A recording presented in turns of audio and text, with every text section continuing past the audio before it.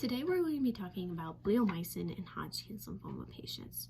So first of all, it's important to understand that bleomycin is an anti-tumor antibiotic. So it is used to treat things such as Hodgkin's lymphoma, non-Hodgkin's lymphoma, ovarian cancer, cervical cancer, and testicular cancer. How it works.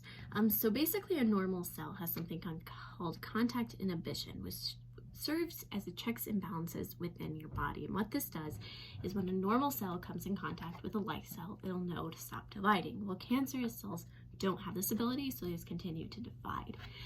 So what bleomycin does is it goes in and it binds to the DNA, breaks those DNA strands, and so then it doesn't have the ability to reproduce.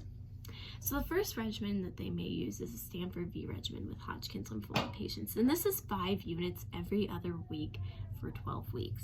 The second one is a BCOP regimen, and this is kind of different. So there's 10 units, and they base it off of a 21-day cycle, and you get your bleomycin on the 8th day of that cycle. You can go up to 8 cycles. So some more common symptoms of bleomycin include fever and chills, skin reactions, nail thickening, hair loss, nausea and vomiting, mouth sores, and poor appetite and weight loss. Some less common ones that are very serious include vascular effects that can actually cause a heart attack or a stroke. It can cause an allergic reaction. In Hodgkin's lymphoma patients, they can experience an episode of low blood pressure, confusion, fever, chills, and wheezing. And 2 that happen a lot within Hodgkin's lymphoma patients include pulmonary fibrosis and pulmonary toxicity, which is what we will be focusing on today. So first of all, what is pulmonary toxicity? As you can see here, pulmonary toxicity is basically damage to the lungs, put very, very simply. And so you can kind of see it in this. One is cloudy and one is more clear. That cloudiness is damage to the lungs. So who's at the highest risk for pulmonary toxicity? Well, if your total dose is over 400 units with all your bleomycin put together, you're at a higher risk.